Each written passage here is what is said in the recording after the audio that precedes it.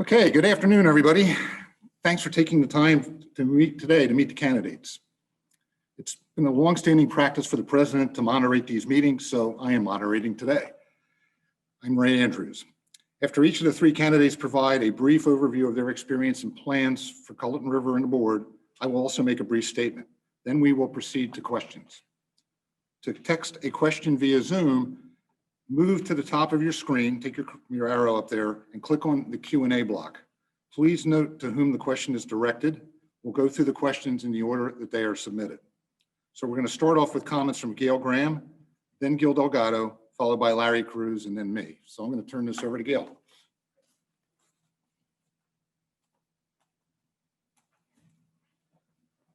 Hi, everybody. I wish we were face-to-face, but thank you for tuning in. So I framed my remarks around 4 questions. Who am I? What skills do I bring to the table? What's my vision for Colleton River? And what should you know about me? What do I bring personally to this role? So to start, I'm a wife, a mother, a grandmother. Ask me about that later. Love my grandson. I'm a horse lover and a recent golfer, a newbie. I've been golfing for 2 whole months.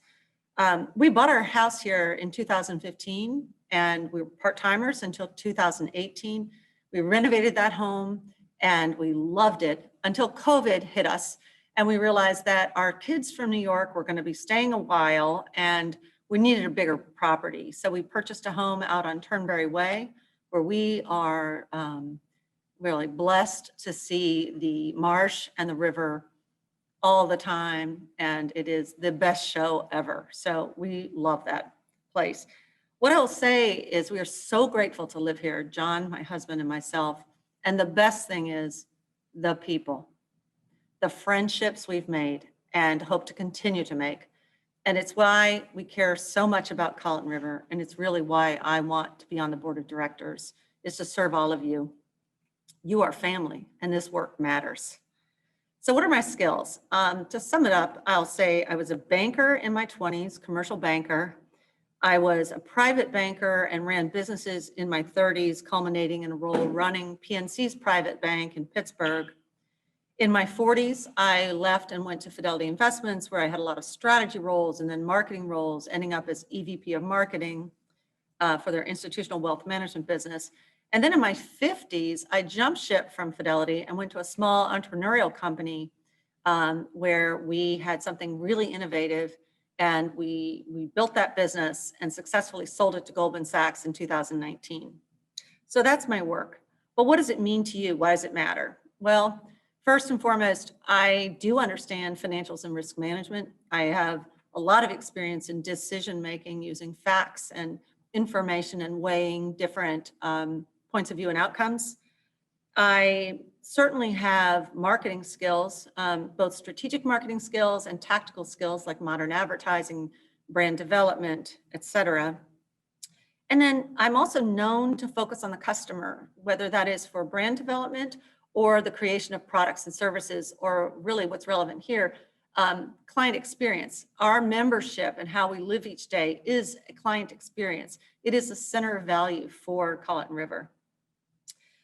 Lastly, I'm known as a team builder. I get along with folks. I'm a collaborative person. I think that is one of the most important things, to remember that at the end of the day, we are neighbors and friends, and we need to be able to do hard work together and in a positive way. My vision for Colleton River is quite simple. My North Star is our strategic plan, which you've seen Ray lay out. It has 4 key steps. We are well on our way with Goodwin, with the membership model vote. We're in a tough but important step now with amenities, and we need to move forward. And we then need to move on to complete our builder strategies and Parcel F. The way I look at it is our real estate values are like our stock price. And we are, despite the real estate activity, we are still undervalued. We are discounted at price because the client experience, the full member experience here, is at a deficit compared to other clubs. That's why these amenities and the build out are so important. And we'll have to measure success based on how we do for each of you with the price of your homes. So as much as I love change and I am, I'm able to see this future, There are a number of things that I want to preserve and commit to you. And the first and foremost is that I care a lot about every member and point of view, whether you're a new member, a more tenured member, a lot owner, an invitational member, although they're not voting in the upcoming election, they're so important to our future. We have to understand each other. With that, I care a lot about preserving what is good here. Don't break things in the face of change. And that is, the culture we have, the welcoming culture. It is, again, a major gift we all get to experience.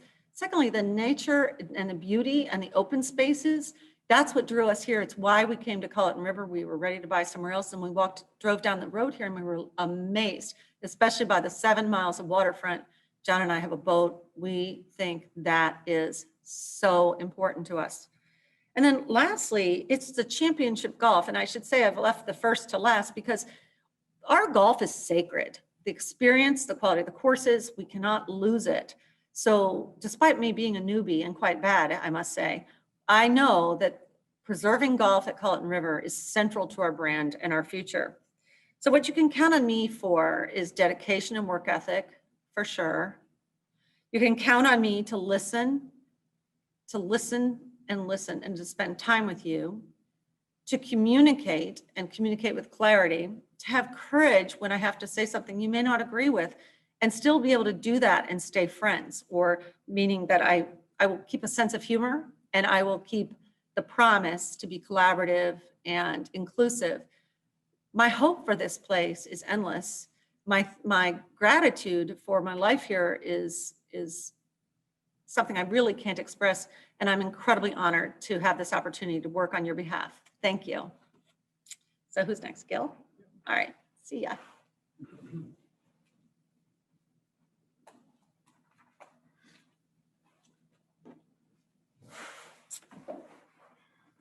All right. Hi, everybody. My name is Gil Delgado. I'm a member at Colleton River since 2013, a full-time resident in Colleton River since 2017. That's when my wife Tracy and I finalized our home and moved in. We live on Inverness in the back. Love it here. Absolutely love it here. Let's see, we've got 6 kids, which has been just outstanding. So some people have asked me, why did we build such a big home? Well, we've got 6 kids. They are adult kids. They're all in their 20s. And soon we're going to have and ones, and eventually we'll be counting on grandchildren. So that'd be wonderful. Love being in Colleton River. The reason I'm volunteered to get on the board here, and I'm thankful for the opportunity, is I believe that you invest in your assets, and you invest with your resources, and time and talent being one of our key resources. So I believe that if I can help, I have a responsibility to help, and being on the board, it will give me the opportunity, or create an opportunity, that I can participate with the advancement and the future of our community. Speaking of the advancement and the future of our community, we're talking about, and Gail talked quite a bit about the amenities, and also how that will tie into eventually tie into our real estate values, our home values, our investment, if you will, and our return on investment. And I'm all in. I do believe that as we commit to complete the amenities, we will see an appreciation in our home values, as well as we will see demand for our homes really go up. And as we're already experiencing, this has been an incredible year, but I think we have a responsibility to take advantage of this opportunity with demand high, to provide the resources that people are looking for, and that's non-golf amenities, so that we can really keep this progress going in a great way. My experience, I'm an entrepreneur. I build businesses. I've built multiple businesses. I've been blessed and have been able to retire at a young age. I'd say my skills in that are really bringing people together to accomplish goals, to achieve very difficult endeavors and as a team. And those are the skills that I think I can help Colleton River with. So, honored to be on the board, to have this opportunity to work closely with Gail and with Larry and Ray and the rest of the board members. I do believe that collaboration across the board, the board functioning as a well-oiled unit, will be key to our success going forward. And I believe all the new members have the attitude of working together, collaboration, and just recognizing we're in this together. So I'm going to keep it short, but if you have questions, I'll be here and available. And with that, I'll turn it over to Larry. Thank you.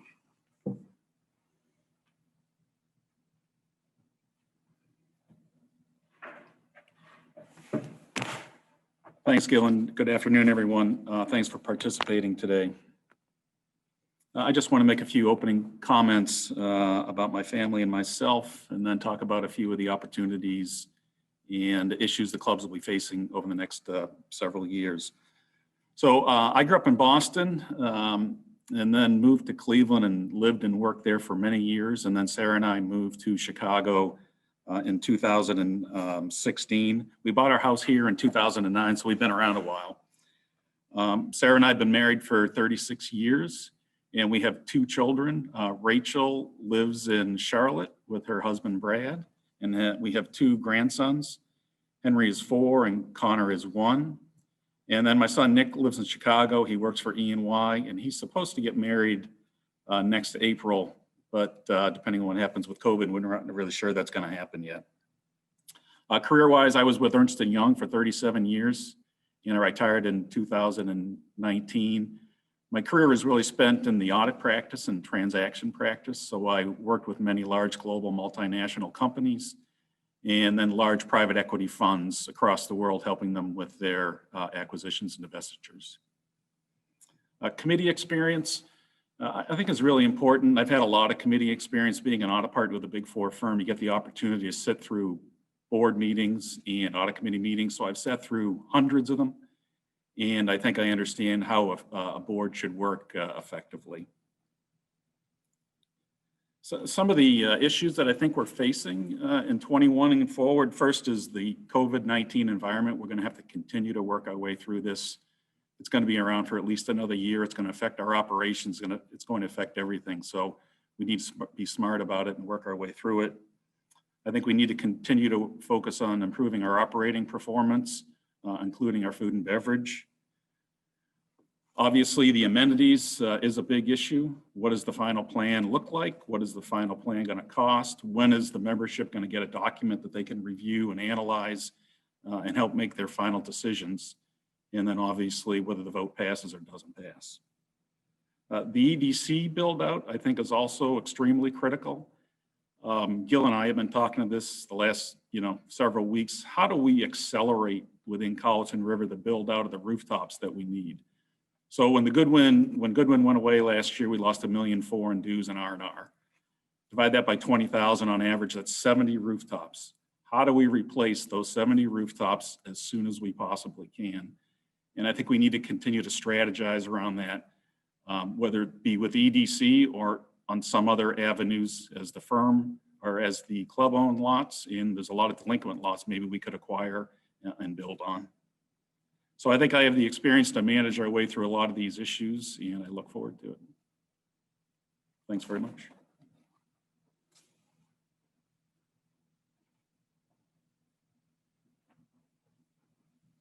All right, thank you guys. First, I want to thank Gail and Gil and Larry for volunteering to join the board. It's a 3-year commitment, and I'm glad to see they're willing to make the commitment. And as you have heard, they're going to make excellent board candidates and board participants. So I look forward to the prospect of working with them next year. This year, my focus has been on leading the board in implementation of the key initiatives that I have outlined in my president's letters to members. The key initiatives are critical to the implementation of the strategy defined in 2019 and initiated with the buyout of Bill Goodwin last year. While we have made significant progress, as Gil, Gail, and Larry noted, there is more to be done. My ongoing commitment is to work with all board members, current and new, to continue to implement the strategy in a manner that the board decides is in the best interest of the club. Each board member, including me, has one vote, so my objective is to make sure we hear all points of view before we agree on plans and actions. In October, Keith Wandell asked me to consider serving an additional one-year term as president. He noted that as I was involved with the strategy throughout its formation and execution, as well as the leadership I displayed this year, my serving an additional one-year term would be in the best interest of the club. This was discussed by the board while I recused myself from the discussion and their vote. And the majority of the board approved my nomination and I accepted. So now it's up to you, our members. My action plan is to continue execution of the strategy. If members approve the amenities proposal, execution of the plan will be a major focus for 2021. Another key focus will be real estate and the addition of rooftops, as Larry just mentioned. While EDC Partners has gotten off to a slower than expected start, which I know has been concern of members, they continue to meet their contractual requirements and they remain committed to Colleton River. As I previously noted, COVID-19 coupled with a learning curve on doing business in the Low Country have been factors in their execution. We and they are aware of the opportunities presented by the change in the real estate market and are underway to take steps to accelerate the process of getting home construction underway. By the end of next year, they're contractually obligated to have taken down 18 lots, which is over a quarter of their commitment. We also need to take the next step in the fourth strategic action item, which is providing alternative lock and leave housing on Parcel F. I view this next year as pivotal to moving this initiative forward. This will require completion of the updated land plan, which is currently underway, a member vote on covenant changes to approve the land plan, followed by Beaufort County approval, and then EDC Partners initiating the civil engineering and infrastructure work required to support the project before the first home goes under construction. The marketing of the club and our real estate has taken a huge step forward in 2020, and I expect the board to work with Tim and his team to find plans that continue this momentum in 2021. As several mentioned, COVID-19 will likely impact the club in various ways in 2021, like it has throughout this year and even, unfortunately, today. This will continue to be a focus of club management and the board well into and possibly throughout 2021. When the 2021 board convenes in January, I will work with the board to determine other areas of focus and key initiatives for that year, for next year. I will continue to work with and support the efforts of our treasurer, CFO, and the finance committee to strategically manage cash and debt to ensure that there are adequate funds and financing to support our initiatives. And finally, while executing these plans, I am committed to continuing to provide the clear and transparent communication to members that was initiated by Lloyd Rothaus and was continued by me this year. Thank you. So now we'll take questions. I will read each question and the name of the member who asked the question, and then turn it over to the appropriate candidates to respond. For questions directed to the three new board candidates, we will rotate the order of response after each question. As we are working from one laptop, just please have patience as we change position and ensure that we do this safely. For example, I am the only one of the four of us who will be operating the laptop. So I'm going to the Q&A now. Got a question from Bill Eldridge, and it's to Larry. You win the prize on this one. Your thoughts on food and beverage service and cost.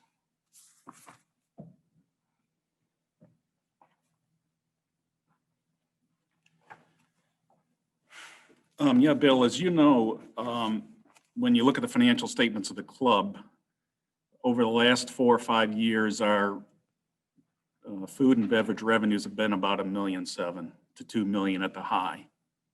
And our costs are generally $3 million to $3.5 million. So we lose a significant amount of money on food and beverage. And I just think we need to take a deeper dive into understanding what's going on there.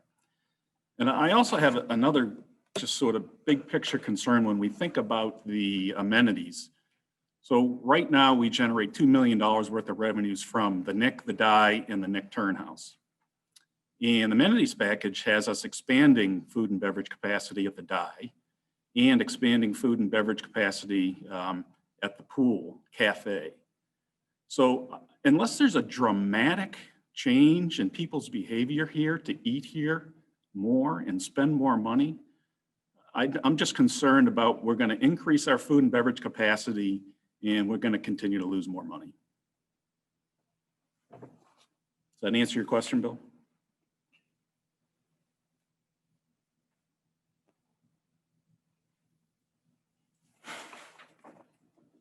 Okay, is there any other questions?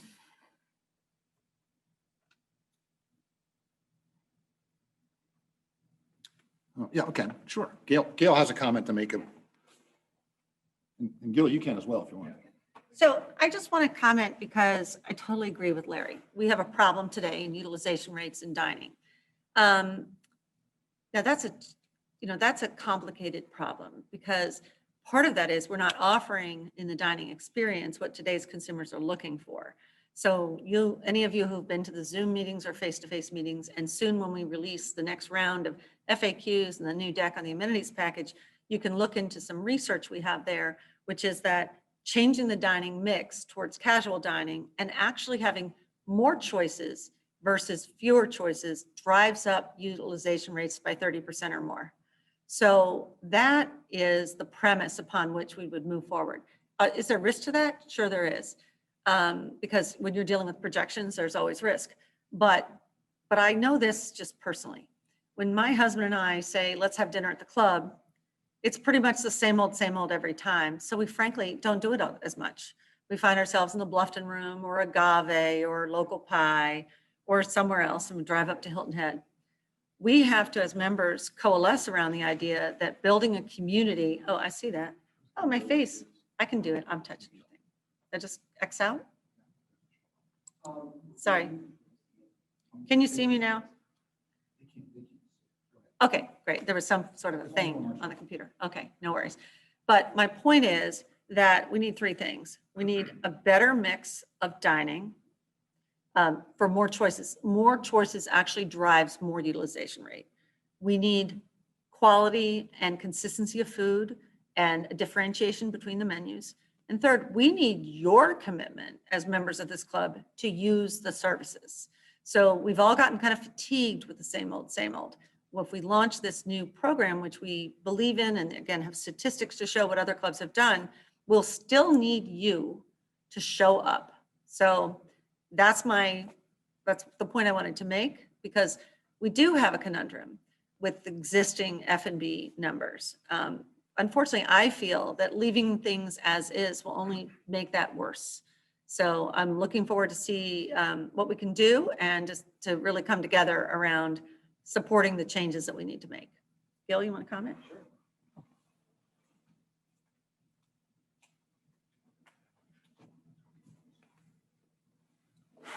So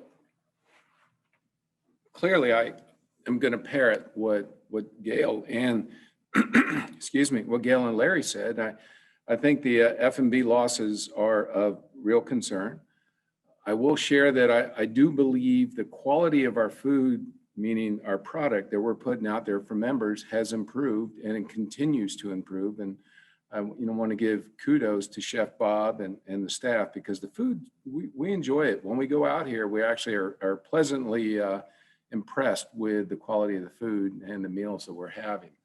I agree with Gail. I think if we can have more diversity in our offerings, and particularly in the casual dining, and what we're looking to do with the Dye Clubhouse, I think we're going to see demand go way up.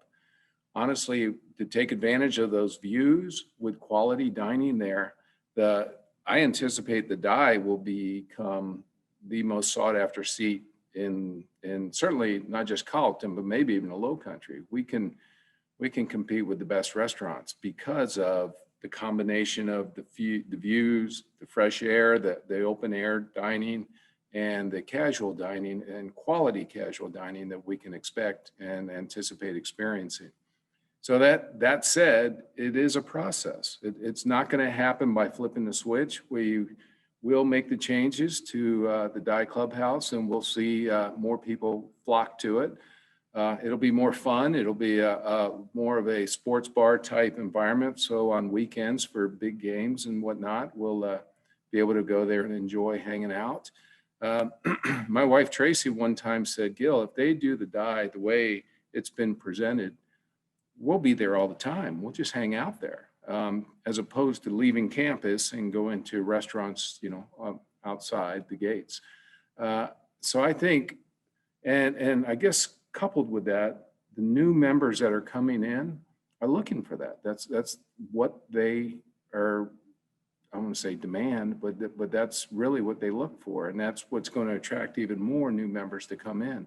So I think it's critical that while managing the finances is really important, that we do so and we get our arms around where these losses are at and improve on that.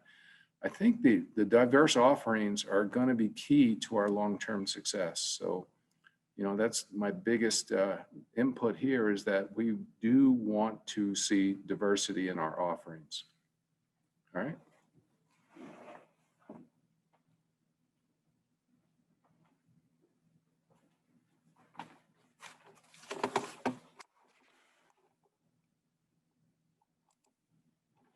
Okay, that act was the only question that we received. So as administrative item, I just want to ask everybody who's participating, we're going to use this format for the annual meeting because I don't think we have a choice.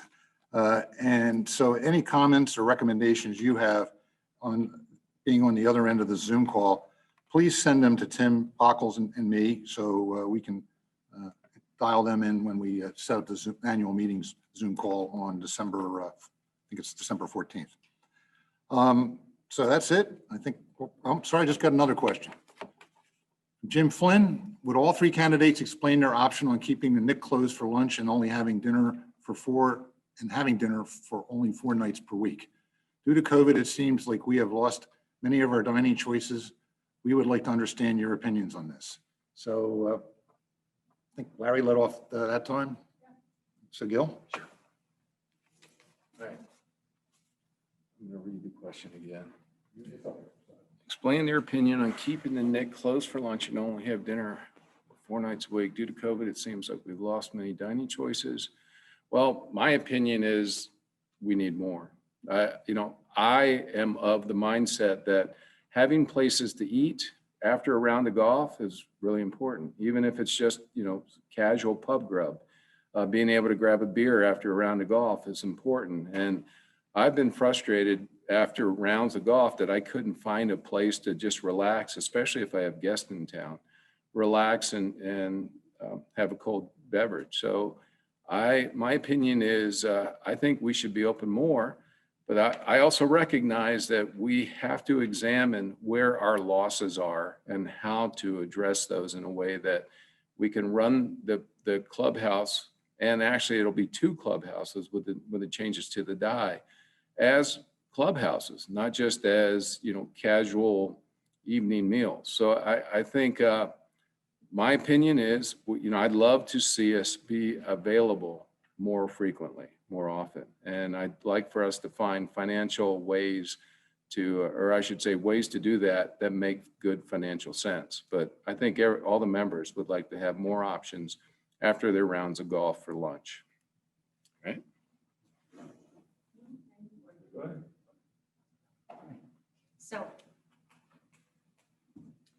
Okay, so you're going to hear something that I'll probably say a lot, which is I want to understand this problem better. So I'm going to tell you what's top of mind, but my approach is always to withhold really a point of view till I have all the facts and I've talked to the right people. But here's my thinking. First, right now, COVID is an issue.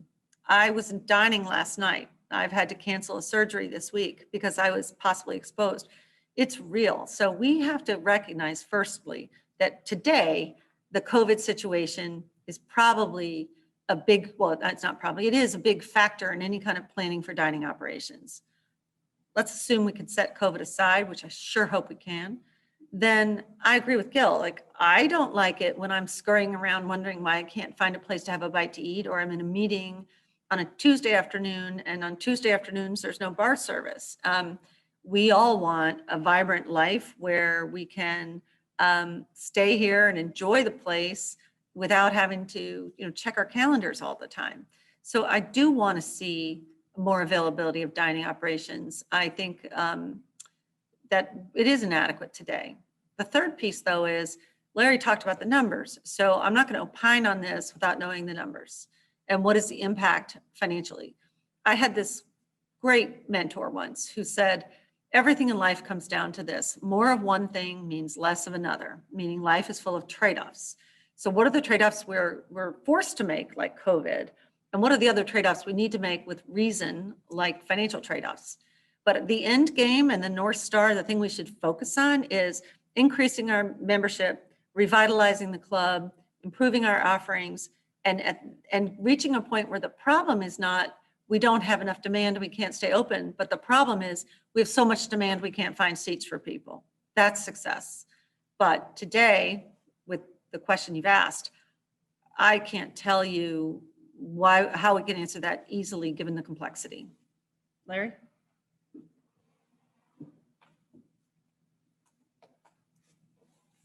Yeah, my opinion is I wish the facilities were open more often and more consistently.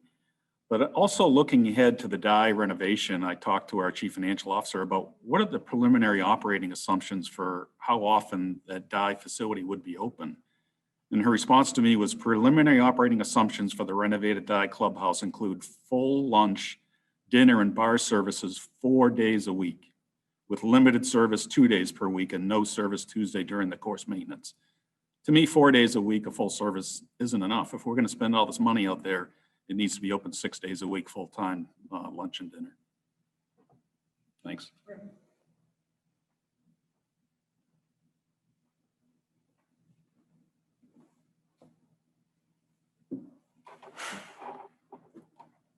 Okay, I'll just comment on that, on the last question, and just say that one of the things we're gonna have to see is we assume the DI is gonna be an exciting place, and if the demand is there, I think you would expand the operating hours and days to meet the demand. So that just remains to be seen once we get the operational underway. However, for what we've presented to the members, we did have to make some assumptions, and Larry outlined the assumption we had made for the amenities proposal. I don't see any more questions, so I think we're going to end this call and let everybody go back to either the Masters highlights or their favorite college football game. So take care, everybody. Have a great evening, and hopefully we have a day as beautiful tomorrow as we had today. It's gorgeous. Take care.